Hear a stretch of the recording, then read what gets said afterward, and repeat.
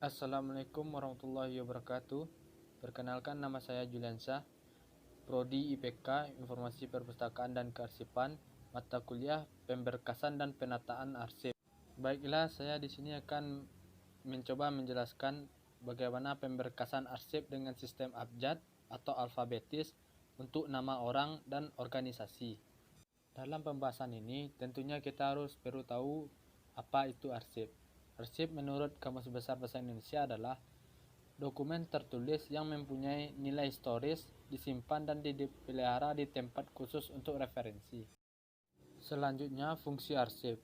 Fungsi arsip terbagi dua. Yang pertama, arsip dinamis. Kedua, arsip statis. Yang pertama, arsip dinamis. Arsip dinamis merupakan arsip yang dibutuhkan secara langsung dalam proses perencanaan pelaksanaan, atau dengan arti lain yaitu arsip yang masih dimanfaatkan secara langsung dalam setiap kegiatan perusahaan sehari-hari. Selanjutnya, arsip statis. Arsip statis merupakan arsip yang tidak digunakan secara langsung dalam proses perencanaan penyelenggaraan.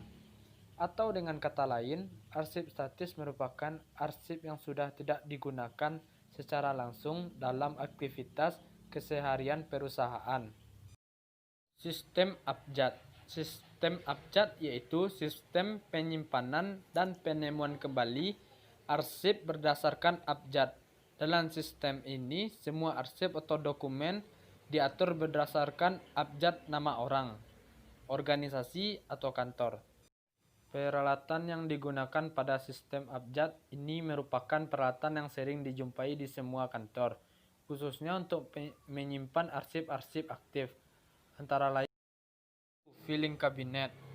Laci filing kabinet dapat menampung sekitar 3.500 sampai 4.000 lembar. Jadi penggunaan filing kabinet dapat disesuaikan dengan banyak arsip yang ada di kantor. Laci tersebut dapat diberi kode A sampai Z. Akan tetapi jika arsip dalam jumlah yang banyak, bisa saja satu laci hanya untuk satu kode huruf. Selanjutnya, sekat. Sekat sebagai pembatas antara kelompok arsip yang satu dengan yang lainnya. Selanjutnya, hanging folder. Untuk menyimpan surat dari filing kabinet, surat harus terlebih dahulu disimpan dalam hanging folder.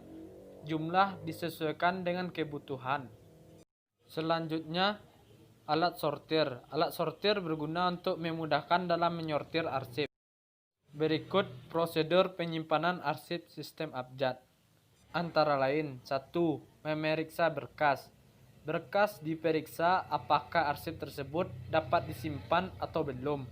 Untuk mengetahuinya, dapat dilihat pada surat tersebut apakah ada tanda-tanda perintah penyimpanan atau tidak, seperti tanda simpan file, deponoeran, sama dengan simpan.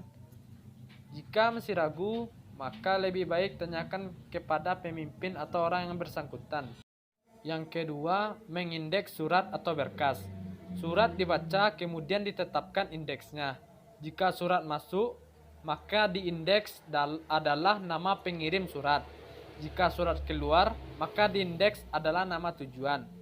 Jika kesulitan mengindeks, maka dapat dilihat pada buku panduan mengindeks yang sudah ditetapkan oleh perusahaan atau dapat ditanyakan kepada pimpinan. Selanjutnya, mengode surat atau berkas. Kode surat didapat setelah mengetahui kode indeks. Kode abjad diambil dari dua huruf pertama pada unit pertama nama yang telah diindeks.